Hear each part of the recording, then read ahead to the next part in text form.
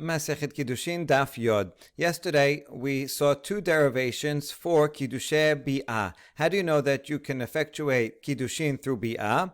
One opinion is that of Rabbi Yehuda Nasi. This is the pasuk that we cited all the way at the beginning of the Masechet from Devarim 24. Ki kach ish isha u'ba'ala. How does a man take a woman? U'ba'ala through Bi'ah. Rabbi Yochanan, however, said, no, it's from a pasuk in Devarim 22, this pasuk here, Ki maseh ish shocheb im isha be'olat ba'al. How do you become a Baal? Through be'olah, through bi'ah. That was Rabbi Yochanan's pasuk. So yesterday we explained what Rabbi Yochanan will do with the pasuk from Devarim 24. Now we're asking the opposite way. Rabbi, hai be'olat ba'al mai abid le. Rabbi, since you learn Kiddushe Bi'ah from Kikach Isha u Ish Isha u Ba'ala, why does he need the pasuk from Devarim 22 be'olat ba'al? And the answer is hai mi ba'ile ba'al ose ota be'olah shelo kedarka ve'nacher osa ota be'olah shelo kedarka. We're talking about the legal definition of betula versus be'olah. And the standard medical definition would be, does a woman have a hymen? Then she's betula, otherwise be'olah. And that is also true in halacha. If it's broken through bi'ah, then she is now a be'olah. However, there is also another way that she can go from a betula to be'olah, and that is through bi'ah shelo kedarka, even though that does not break the hymen. Nevertheless, if it's done by a Baal oseota be'olah, meaning if a man has relations shelo kedarka with a woman with intention to do Kiddushin or to marry her, then that makes her into the status of a be'olah, which it has effect on other halachot. Even though shelo kedarka. However, if it's not a groom, not intending to be her husband, and has bi'ah shelo kedarka, then that does not. It is an act of bi'ah with consequences for if it's in illicit relations and so on. But it will not change her from a betula to a be'ulah. She remains a betula even after that bi'ah shelo kedarka. Why would that make a difference if it's a Baal or not a Baal? Well, part of the definition of being a betula is she has not been taken by a man at all. And so if it's just some stranger, someone not intending to do Kiddushin, who is not taking her, therefore, as a wife, and it's also bi'ah shelo kedarka, so it doesn't break her betulim, then she remains a betula. On the other hand, there's two ways she can become a be'olah, either through regular intercourse, which breaks the betulim, no matter who the man is, because that's a be'olah, or if it's a man taking her as a wife through bi'ah shelo kedarka, that also is taking her, and so that's also called be'olah. Rabbi learns that from this pasuk, be'olat Baal. Why do you have to say be'olat Baal? That if a Baal does bi'ah in any way, even shelo kedarka, she becomes be'olah. All right, that's what Rabbi does with this pasuk. Now we ask, Rabbi, this should be Rabbi. Hai sebara ve'atanya ba'u ale asara nashim v'adayin hi betula kulam b'skila. Rabbi omer ani harishon b'skila ve'chulam be'chenek. We saw this braita yesterday, that if there are 10 men that have relations with a betula, this could be consensual or rape. Let's just say consensual for now. We're going to have a rape case in a minute.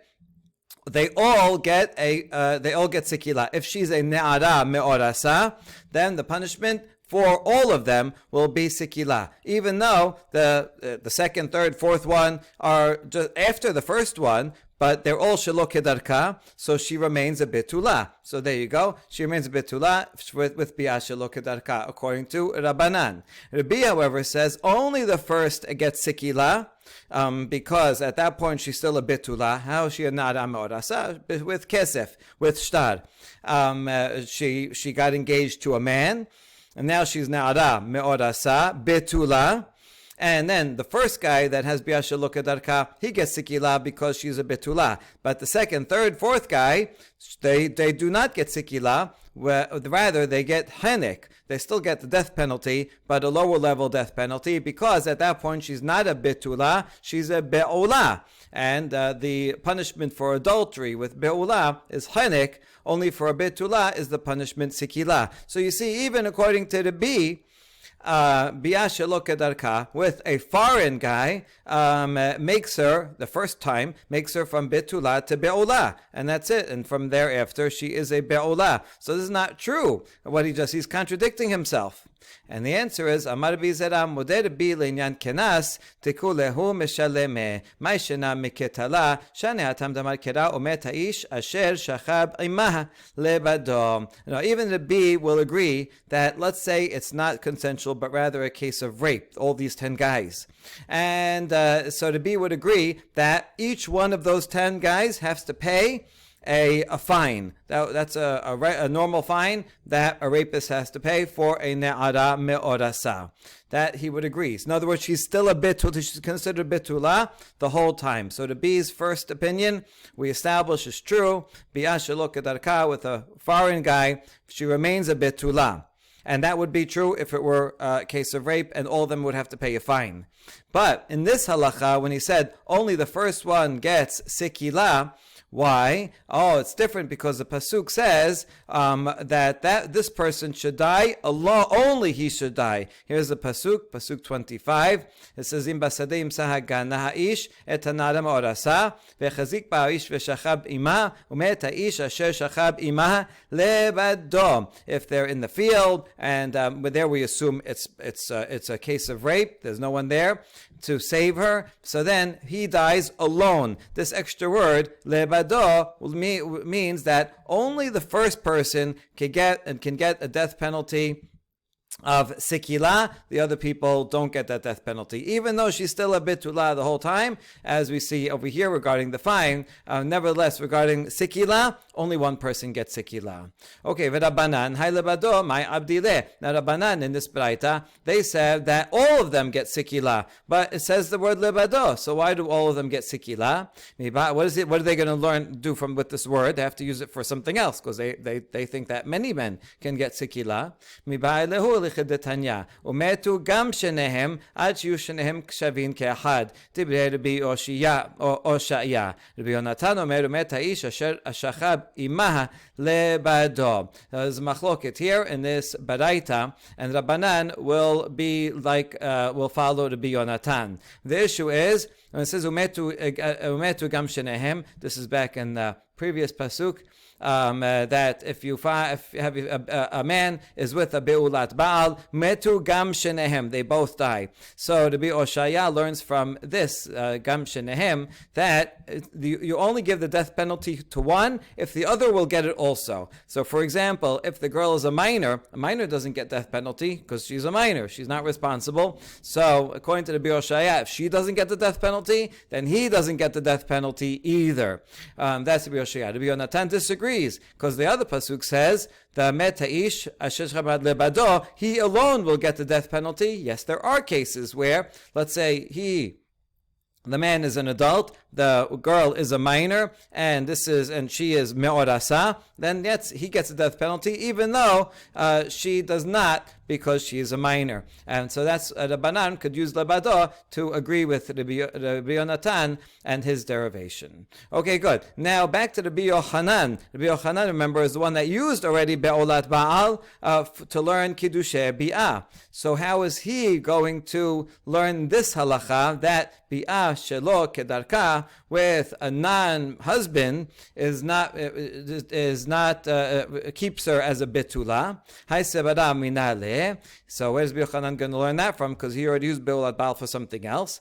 We presume that he agrees with this law. Because if it only was teaching us Kiddushe bi'ah, it could have said be'ulat ish, right? Bi'ah from a man. Why be'ulat baal? So the word be'ulat baal teaches that if a baal has bi'ah shelo kedarka, that makes her a be'ula. But if a non-baal, it's a man who's not intending for Kiddushin, has bi'ah shelo kedarka, then she remains a betula. So we can actually learn two laws from one phrase. Okay, next topic. Iba'alehu. Techilat bi'ah kona or sof bi'ah kona. The question is, what exactly, very particularly, is the definition of bi'ah? Is it the beginning of the act or the end of the act? The beginning of the act is when the crown of the male member enters the female. That's the beginning. The end is when the full member enters. So which is the moment at which the Kiddushin takes effect? Well, what would be the difference? A couple of cases. Nafka mina, kegon she'ayra ba ufshata yada upashta yada v'kibela kiddushin me'acher. Let's say you have man A, and he is having relations with this woman for the sake of Kiddushin. And he just begins. He only does Techilat Bi'ah. And right at that moment, after Techilat Bi'ah, before that man A does Sof Bi'ah, she sticks out her hand and she accepts Kiddushin from some other guy. There's some other guy. I don't know, he's in the room, maybe he's outside, out of a window, for modesty's sake. Okay, whatever it is, the other guy, at that very moment says, Hadet Mikudesh Li, she accepts that money. So who is she married to? If you say Techilat Bi'ah Kona, then she's already married to Mr. A, because that, even though it's only the beginning, that's sufficient, and her acceptance of money from Mr. B is void. On the other hand, if Techilat Bi'ah is not Kona, so she's not yet married, when she accepts the money from Mr. B, she's married to Mr. B. If Mr. A would then continue and have Sof Bi'ah, then that would actually be a problem of adultery, and they'd have to be killed. Okay, so this is a life and death question. Iname lekohen gadol deka kane betula bebi'ah mai, or kohen gadol. A kohen gadol has to marry a betula. So let's say if he does kiddushe kesef, there's a betula woman. He does kiddushe kesef, and then he consummates the marriage with bi'ah, with nisuin through bi'ah. Good, that's no problem. But let's say a kohen gadol wants to marry and use kiddushe bi'ah. So how's it going to work? If you say techilat bi'ah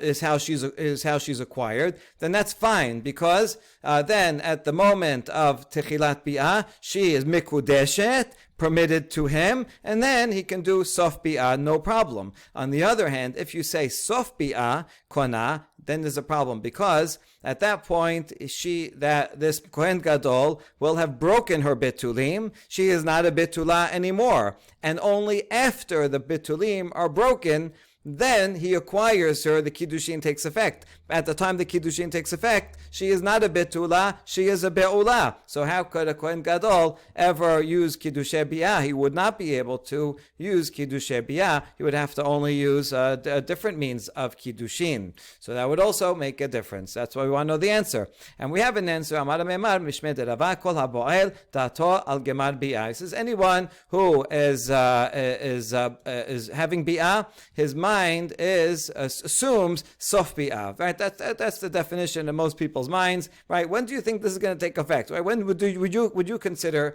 this to be a full act, right? That he would agree and she would agree and she would consent and now want to be married and he would want to be married. So the standard definition of bi'ah is gemar bi'ah, and therefore a Kohen Gadol should not use a bi'ah to form Kiddushin. He should be mekadesh with kesef or shtar, and only then have bi'ah to consummate the marriage, to do nisuin.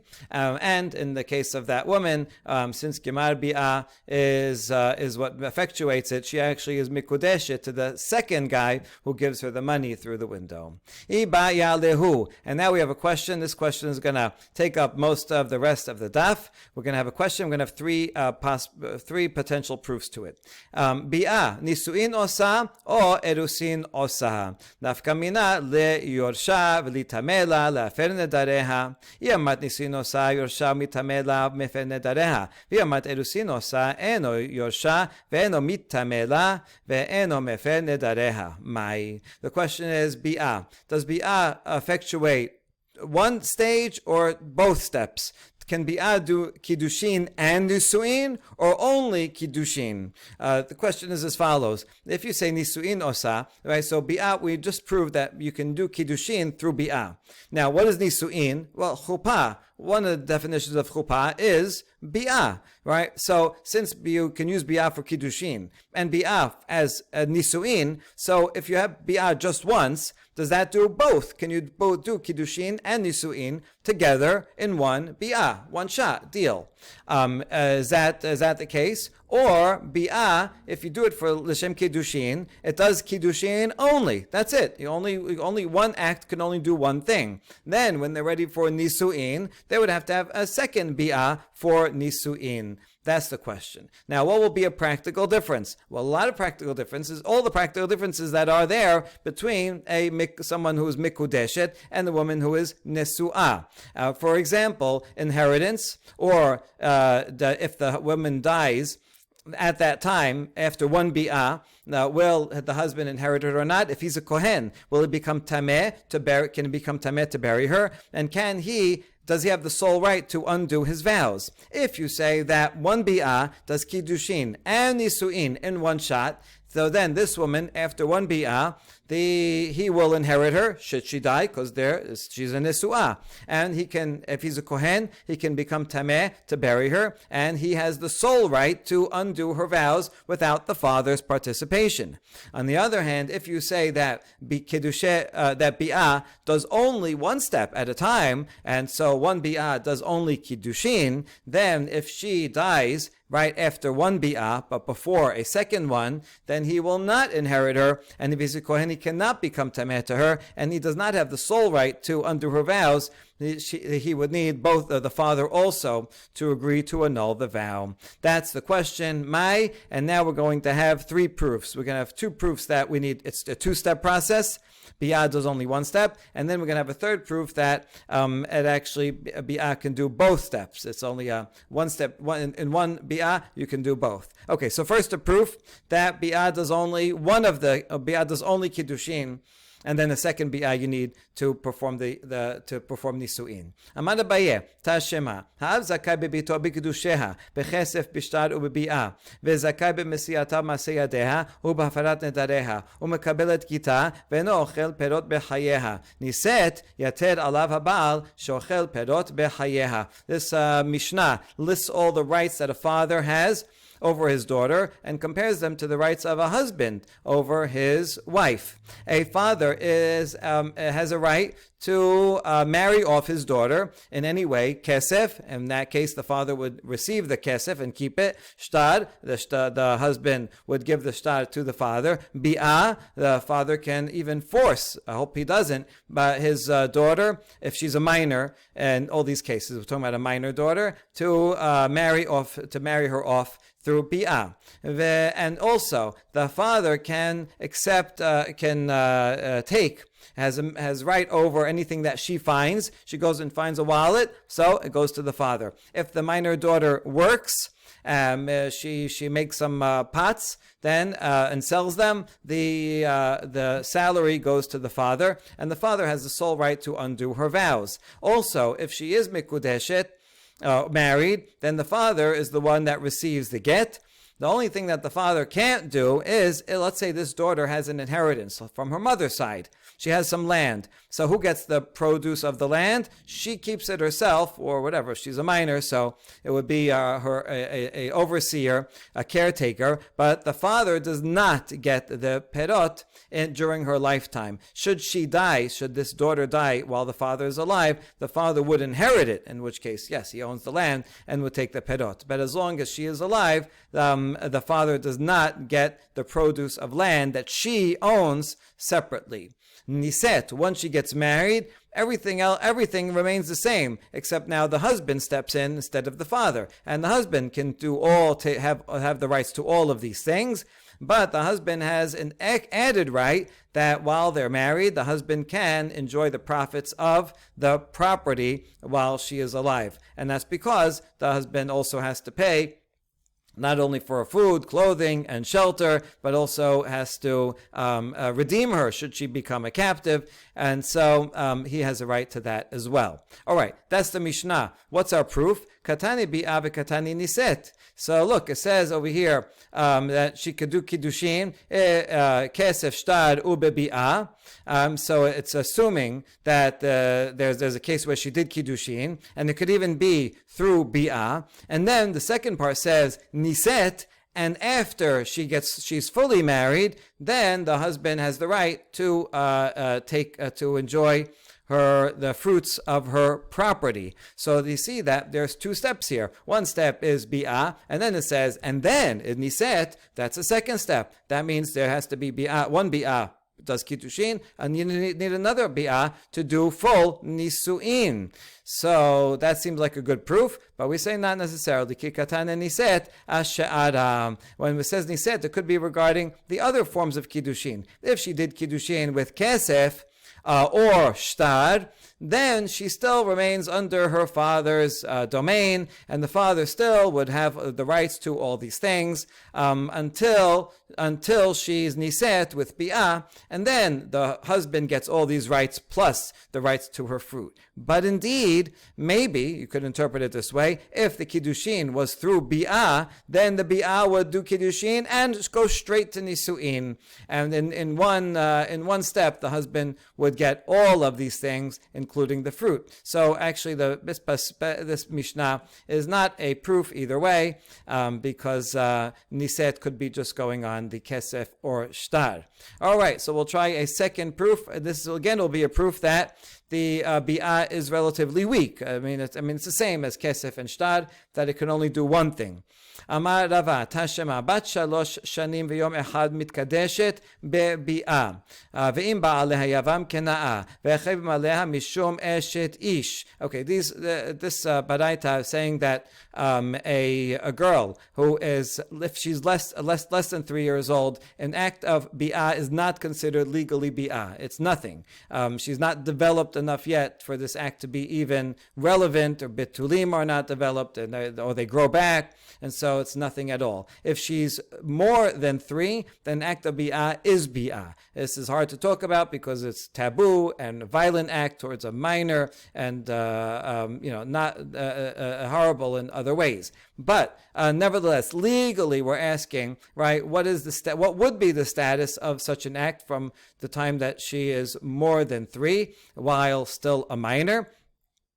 So the answer is it's considered an act of bi'ah once she's 3 years old and 1 day. And therefore, if she, let's say, had been married off less than 3, it could just be kiddushin, and then that husband dies without children, the brother, right, the yavam, if the yavam, now when she's more than 3, right, more than 3, the yavam has bi'ah with her, she is his wife, and it works, right? That bi'ah is considered a legal act. And also, if she was married, let's say, someone, a minor girl, again between 3 and above, is married to someone, and then someone else, she has relations with another man, then that's considered eshet ish. That's considered an act of adultery because it is an act of bi'ah.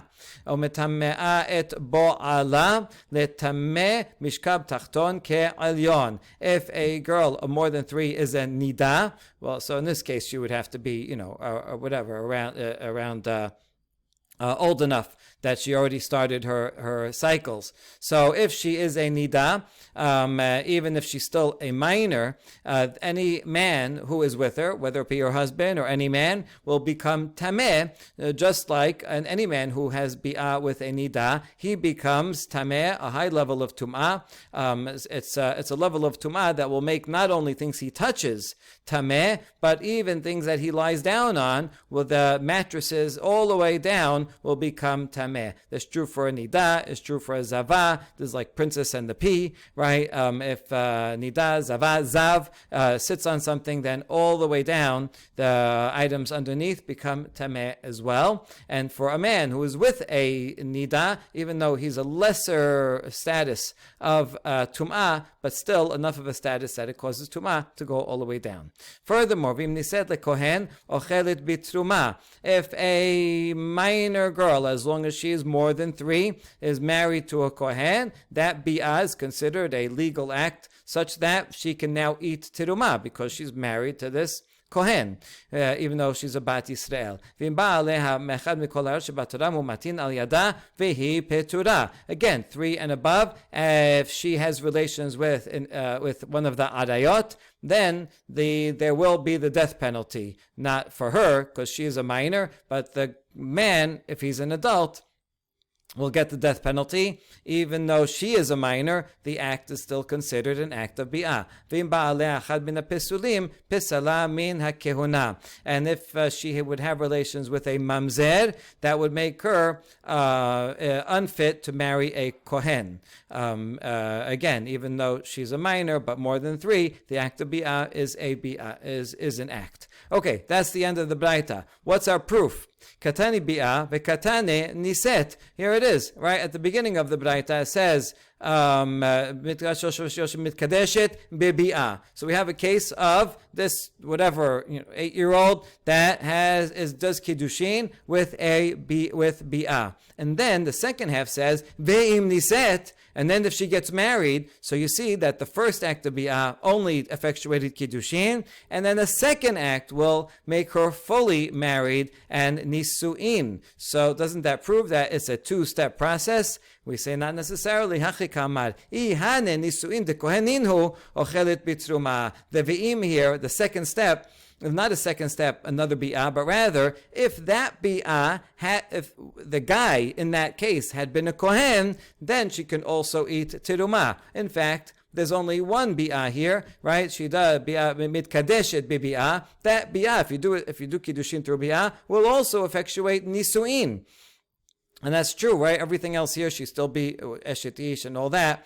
You still have to do yibum. Everything would be the nida applies no matter what. So everything would be the same, whether it's kiddushin or nisu'in. And in fact, one bi'ah does kiddushin and nisu'in. And the second half of saying, oh, by the way, if she is a bat Yisrael and the guy who does that one bi'ah is a kohen, then they're fully married and she can eat terumah. So you know what? You can read this baraita also in that way, and therefore there is again no proof. And so now we attempt a third proof. This will be the other way around, that bi'ah does both kiddushin and nisu'in. Tashema. Uchvar shalach Yochanan ben Bagbag esel Rabbi Yehuda ben Betera lenisibin. One time, Yochanan ben Bagbag sent the following message to Rabbi Yehuda ben Betera, who lived in Nisibin. Shamati alecha shata omer arusa bat Yisrael ochelet bitruma. I heard that you are teaching a law that a woman, a bat Yisrael, who's only arusa to a kohen, can already start eating terumah, even though she's only arusa and not yet nisu'ah. Right? And, we disagree with that. Did you really say that? So here's the answer. Shalach lo, v'ata omer ken. And says, and you don't say that? You don't agree with me? I'll just preface that the law middeoraita is that an arusa bat Yisrael can eat terumah, but only middedabanan she can't, as Ula said. We're worried that if she can eat terumah while she's still only arusa, living in her father's house, then her fiance will deliver, here's some terumah, she's going to be eating in her father's house, and then she's going to want to share it with her brothers. We're going to say, oh, look at that beautiful wine, right? Can we have some? Because they're used to sharing food when she's in her own father's house. And so it's a gezerah that the rabbis make. Okay, we'll see that will be important in a second. So anyway, Rabbi Yehuda ben Betera said, you don't agree with me that an arusa, in fact, can Eat teruma, muchzani becha she'ata baki b'chadrei Torah. Lidrosh b'kav ha'chomer, ata yodea. Some sharp language here. It says, I heard about you, Yochanan ben Bagbag, that you are an expert in all areas of Torah, but a simple kav ha'chomer you can't make for yourself. Here's a kav ha'chomer that we're going to analyze. Uma shivcha kenanit she'en biata machilata bitruma, kaspa machilata bitruma, zo shebiata machilata bitruma, en odin shekaspa machilata bitruma. Shivcha kenanit, there where bi'ah doesn't work to acquire shivcha kenanit, right? And so if an owner or a future owner would try to acquire the shivcha kenanit through bi'ah, it wouldn't work. And if that owner, potential owner, was kohen, she would not be able to eat teruma. Rather, the only way to acquire shivcha kenanit is through buying her. And once she is bought, then the owner, now, if he's a kohen, he can allow his shivcha kenanit to eat teruma. Because she is part of his household. So bi'ah does not work to allow her to eat teruma, but money does work. So money is more powerful than bi'ah. Now, therefore, this person, meaning a regular case of a husband and a wife, she's a bat Yisrael marrying a kohen, where bi'ah does allow her to eat teruma, as we'll explain in a second. This would be a bi'ah of nisu'in, right? If she consummates her marriage fully, does nisu'in, now she's totally married, so she can eat teruma. All the more so, money, which we just proved is more powerful than bi'ah, should allow her to eat teruma, meaning kiddushin, through money.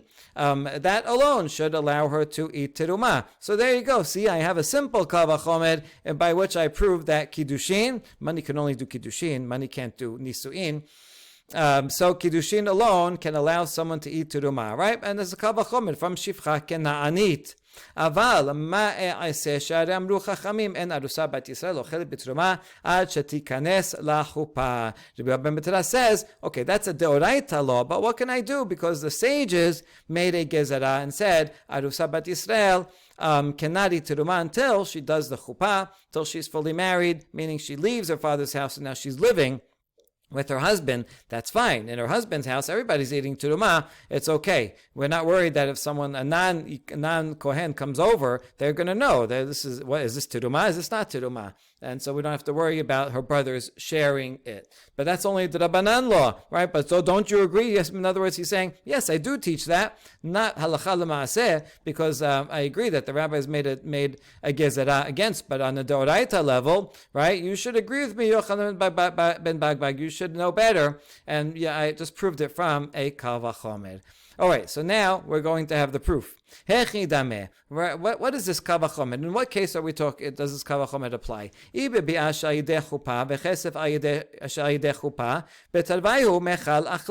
should be consistent. If the bi'ah that you're talking about here, that you said that in a regular marriage, bi'ah allows her to get married. Bi'ah allows her to eat teruma, right? Zo shebi'ata machila bet teruma, and is that bi'ah she'al yedeh chuppah?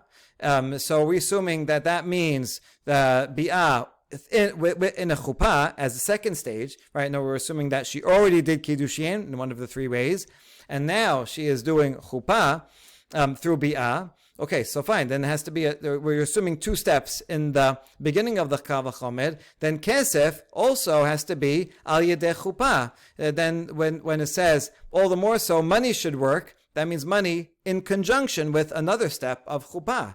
Well, if that's the case, well then, yeah, of course, everyone would agree that kesef and then chuppah, right, kiddushin and then nisu'in, she would be able to eat teruma. So that's fully acceptable. Everyone agrees to it. There's not even a Rabbanan law against that. So it can't be that both the bi'ah and the kesef that are referred to in this kav ha'chomer are referring to that they each have a two-step process, right? Bi'ah after Kiddushin with chuppah, and kesef also, we're assuming chuppah after that. So that there would be no chidush there, and actually everybody would agree with it. It would not even be a derabanan problem with it. Ve'ela bebi'ah sh'ayidei chuppah ve'chesef shelo ayidei chuppah hacha tarteh v'hacha chada. So rather, do you mean to say that when it says bi'ah, that's referring to bi'ah with chuppah?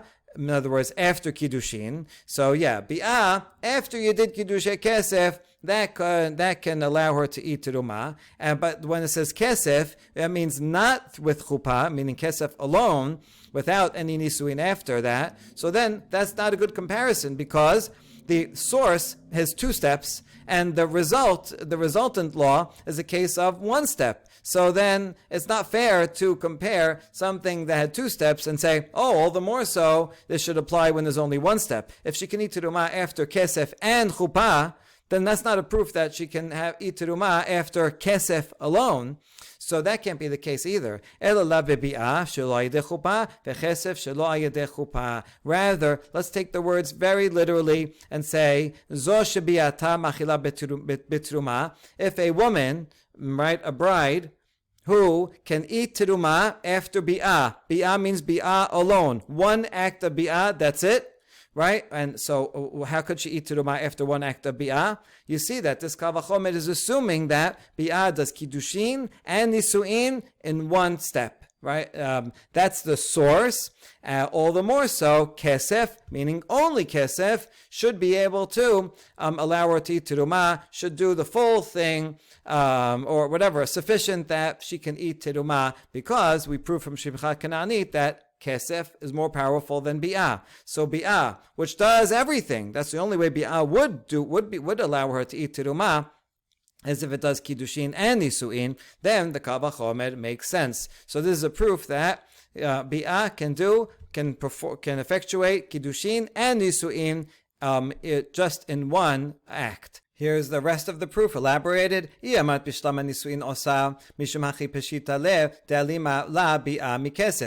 you assume that bi'ah can do kiddushin and nisuin in one act, that's why it's simple. The Rabbi Yehuda ben Betera assumed as a basic assumption that bi'ah is stronger than kesef, right? Because bi'ah can do everything at once. Ela yamat kiddushin osa ma'ishana hacha de peshita le ma'ishana hacha de mesapeka le. But if you think that bi'ah does only kiddushin, and we just established that all we have in the Kal Vachomer is one act of bi'ah, and if bi'ah did only kiddushin, then how does he assume? How would he know that bi'ah can allow her to eat terumah? There's no difference between that and kesef, which only does kiddushin, and that's the question, that exactly what we want to know. Can the kiddushin alone allow her to eat terumah, right? In other words, if you assume that bi'ah does only kiddushin, then there's no Kal Vachomer, because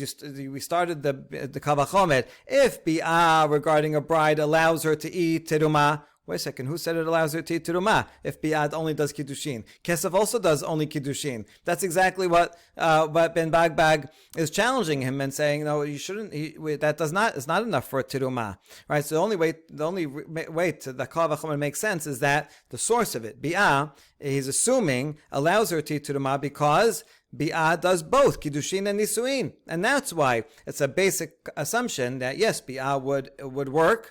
And if bi'ah works and allows her to eat, and from Amai Ivriyah we prove that kesef is stronger, then also all the more so kesef should allow her to eat terumah. All right, that's the proof that bi'ah does both acts in one. One bi'ah does kiddushin and nisuin. But Amar Rav Nachman bar Yitzchak leolam emalach bebi'ah shal yidei chuppah vechesef shelo yidei chuppah. You know what? That's not the only way to read this Kal Vachomer. I can say it's actually bi'ah with chuppah, meaning after kiddushin, right? And then you did bi'ah. That's the first part of the Kal Vachomer. And when it says kesef is in fact only one act, not consummated by chuppah after. Udekama tachatarte v'hachachada kal vachomer mihaite. And even though you asked about this and challenged it and said, well, you can't prove from a source in which you do 2 acts, and that allows her to eat teruma, that the case where you do only 1 act should also allow her to eat teruma, that wouldn't be a good kal vachomer. But I'm going to show you that that's also built into the kal vachomer. V'achi shalach le, this is what Rabbi Yehuda ben Betara sent ben Bagbag. Amma shivcha kananit she'en biata machilata bitruma afilu al yedeh chuppah kasba machilata belo chuppah. You see, it's built into the shivcha kananit case. Over there, Bi'ah will not allow a shivcha kananit to eat teruma, even if it's through chuppah. In other words, even if the guy, the owner, who's trying to buy this ama ivriya, let's say he does kiddushin with shtar or bi'ah, and then he does bi'ah for chuppah, right? He's doing 2 acts, but she still cannot eat teruma because ama ivriya only buying her with money works. Yet, so even though she does everything, chuppah and all that, she cannot eat teruma, but kesef alone, she can eat teruma. So you see, kesef is more powerful than even any other 2-step process. זו שביאתה מחילתה בתרומה על ידי חופה, and נודין שכספה מחילתה בתרומה בלא חופה. So a regular bride where bi'ah will work to allow her to eat teruma if it's a 2nd step, right, through chuppah bi'ah, that is part of chuppah, after she already is mikudeshet, all the more so that money alone should allow her to eat even without chuppah, right, just money alone. And so even though it's going 2 to 1, but that 2 to 1 is built in to the assumption of the kal vachomer in shivcha kananit, because in shivcha kananit, even though she cannot eat teruma through a 2-step kiddushin chuppah process, if it doesn't involve money, but she can eat with only money, so too a regular bride who can eat teruma through a 2-step process, let's say bi'ah twice, all the more so, money is stronger, she should be able to eat with just money. So you see that the kal vachomer actually could make sense, even assuming that you need 2 bi'ot in order to do kiddushin, and then nisu'in. And so that proof is also challenged. So in the end, we don't have proof, not all the 3 proofs that we brought, we reject. Okay, next, אבל מה אעשה שהרי אמרו חכמים אין ארוסה בת ישראל אוכלת בתרומה עד שתיכנס לחופה משום דעולה. Now we're just quoting the rest of that the statement of Rabbi Yehuda ben Betara, where he says, okay, what can I do even though I have a very nice kal vachomer here, but the sages, they decreed that arusa bat Yisrael should not eat teruma until she is fully married with chuppah, because of what Ula said. Ula is the one that said that you have to worry that the brothers, if she's still in her father's house, will come and eat teruma, not knowing that this came from her groom's household and is in fact teruma. Now let's analyze what was Ben Bagbag thinking. How come he challenged Rabbi Yehuda ben Betara in the first place? So he thinks, Gabe shivcha kana'anit lo shier b'kinyaneh. Hacha shier b'kinyana. We mentioned Ben Bagbag was fluent in all areas of halacha. Certainly he could make a kal vachomer himself. It's not that he didn't think of this. He disagreed fundamentally with Rabbi Yehuda ben Betara, because he says shivcha kana'anit, when an owner acquires a shivcha kana'anit through money, there is nothing left to acquire. He owns her fully, right? It's a complete purchase. It's a 1-step process for that, and that's why money alone works for shivcha kana'anit. You can't compare that to kiddushin, because even though that's also money, but it's a fundamentally different type of purchase. It's not a purchase of her body or her ownership over her. It's a limited purchase of only the right to marry her. That's it. And there's left over. There's still more to buy, because it's going to need another step of nisu'in in order to acquire her fully as a wife. Even then, it's not the same as an acquisition of a shifcha kananit. And therefore, you're comparing apples to oranges. You cannot compare money that's used for shifcha kananit, which is a full transaction, with money of a wife, which is only a partial transaction. So Ben Bagbag disagrees fundamentally with the Kal Vachomer. According to Ben Bagbag, in this reading, we're going to see another one in a second, on a deoraita level, there is no reason to think that a wife an arusa can eat teruma, even though when she's a bat Yisrael and marrying a kohen. No, you have to wait till she is in his household.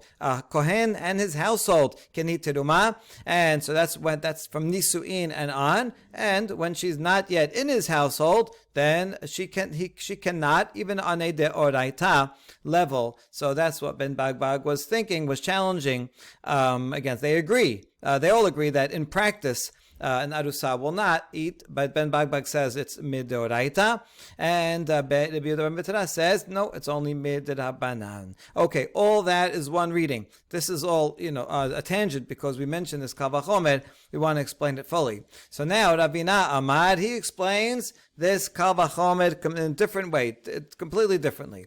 Midoraita mishat peshita le dachla, midrabanan hu deshalach le. In Ravina's reading, everyone agrees. Ben Bagbag also that on the doraita level, a woman, an arusa, Bat Yisrael, can eat teruma if her groom is a kohen.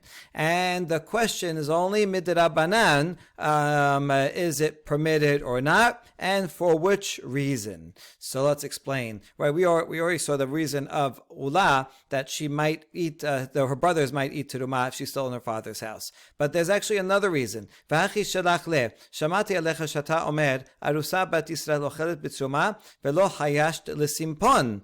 Rather, Ben Bagbag writes a letter to Rabbi Yehuda ben Betera that says, I heard that according to you, an arusa bat Yisrael can eat teruma, if not for the problem of ula, and you have only the problem of ula, and you don't worry about simpon.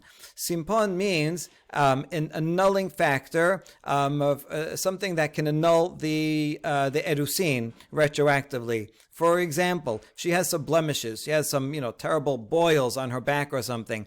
And while they're dating, he didn't see it, right? And only afterwards he finds out about it. He says, oh, this is mekach tut. I never would have married you if I knew about these things. And so retroactively, the marriage is null and void. The Kiddushin is null and void. And here's the problem.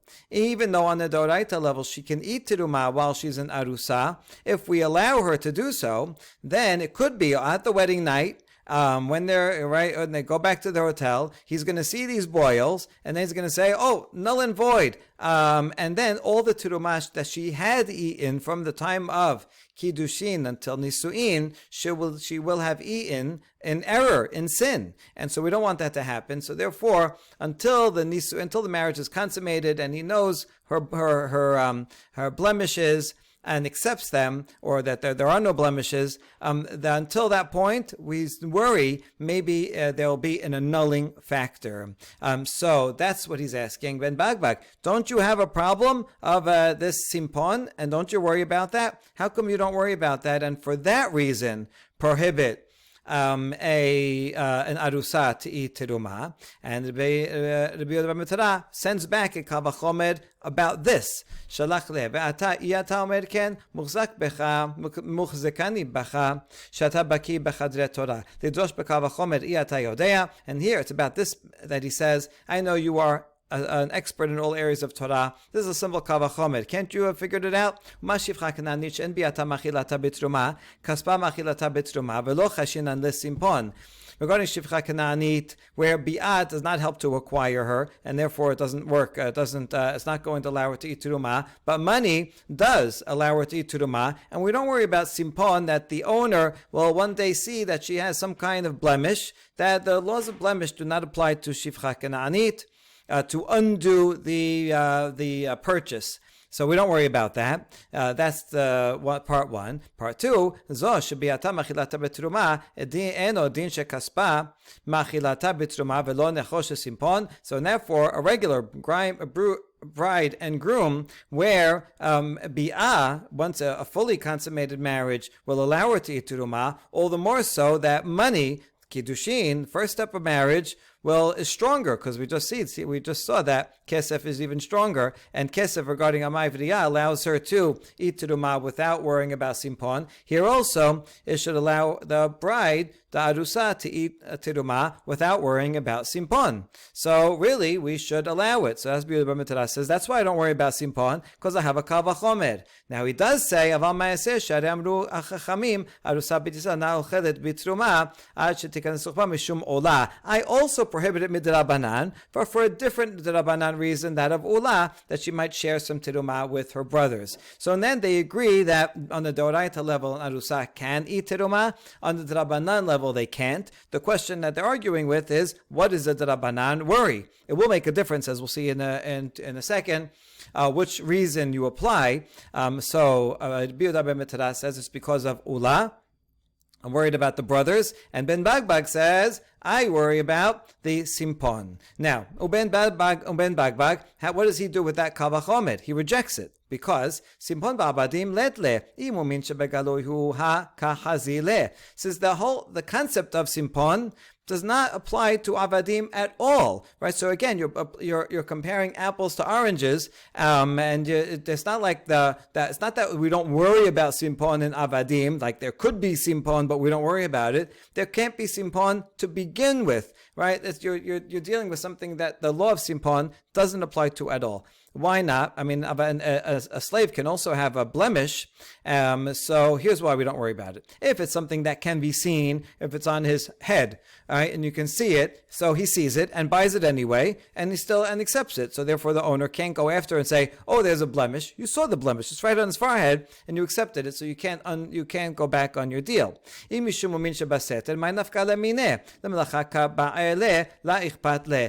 it's a blemish that's, let's say, on her back, or it could be a slave, male slave also on his back, but it's on her back, and it's covered up by clothing, and he only sees it afterwards. Well, who cares that she has a blemish on her back? The ama ivriya is bought or eved kanani, ama shivcha kananit rather, or a male or a female kanani slave are bought for their work, and so it doesn't detract anything if they happen to have a blemish on their back. It's different from a wife, where the husband might care about that, might not, might be okay with it, but he might care about that. So if it's in a place where you can see, then he already knows about it. If it's in a place where you can't see, then it doesn't make a difference. They're still going to work just as hard. If this Eved Kana'ani or Shivcha Kana'anit turns out to be a thief or a gambler, which is another kind of blemish, well, then that came to him. This happens, right? You have to always worry that whenever you buy a Eved or Ama, that they might have a bad character, so you have to take that into account. That's one of the things, that's one of the common risks. Mai Amat, Listim Mizuyan, O Nichtav L'Malchut, Hanu Kala It Lehu. What else were you worried about? That this Eved Kana'ani that you bought is an armed bandit, or he's sentenced to death by the government, and then he's going to be caught, arrested, and killed, and now you lost out on your purchase. Well, that generates publicity if they were sentenced to death. So you should do your homework and ask around. Hey, anyone hear of anything bad about this slave that I'm going to buy? And so you should have done your homework to know. So therefore, according to Ben Bagbag, there are no cases in which an owner of a shivcha kana'anit or eved kana'ani can renege on the deal and say, oh, there was a blemish, a physical blemish or a moral blemish that he didn't know about, or criminal blemish that he didn't know about. Either he's supposed to know, or it doesn't matter, and that's why this kal vachomer doesn't work. And therefore, yes, even though it's true for ma'ivriya, we don't worry about simpon, but for a bride, we do worry about simpon, because a bride is married not to just for work, but if she has a hidden blemish that he didn't know about before, he may care about that and say, you know what, this marriage is null and void. And if she was eating teruma the whole time, then it would, then she will have been eating that teruma in sin. And so that's Ben Bagbag's reason to reject the Kal Vachomer, but in the end, they both agree that there's a Drabanan. So to conclude, Michdi ben lemor lo achla, my benayu. Now, you have this whole big conversation, dialogue, argument about this Kal Vachomer, but either way, according to Ben Bagbag, she can eat, but because of Simpon, it's not allowed. Because according to the Biuda Ben Betara, under the right level she can eat, but because of Ula, where she cannot eat. So what would be a practical difference between them? And we answer there are two. Ika benaihu kibel masar vehalach. If the husband accepted her blemishes, he says, listen, I accept any blemish that you have. I don't care about it, right? And it's totally fine. Or he already knows about all the blemishes and still marries her. So then you will have no problem of simpon. So let's say at the Kiddushin, he says, and I accept all blemishes. Everything is good. So then there's no possibility that he will find or care about more blemishes after the Nisu'in and undo the marriage. So if you follow Ben Bagbag, then she would be allowed to eat Tirumah. But according to Ula, you still have the worry that she's in her father's house and the brothers may eat and she would not be allowed. So that's one, Nafka Mina. And Nafka Mina the other way around is Masar Vehalach. If the father already walked her out the door, or transferred her over to agents of the husband. In other words, she's already in transit along the way from her father's house to her husband's house, but has not yet gotten there. So at that point, because she left her father's house, we don't have to worry about Ula's concern because she's not in her father's house. We're not worried that her brothers and other members of the household will eat terumah. So according to Ula, she should Ula's reason, according to Biuda Ben Betara, she should be allowed to eat terumah at that point. But if you're worried about simpon, then it's still a problem because she still has not entered her husband's domain. She still has not consummated her marriage, and at that point, he may still find a blemish and undo it. And so that would be the opposite case where, according to Ben Bagbag, she would not be able to eat terumah, but according to Biuda Ben Betara, she would be allowed. Baruch Adonai Leolam. Amen ve'amen.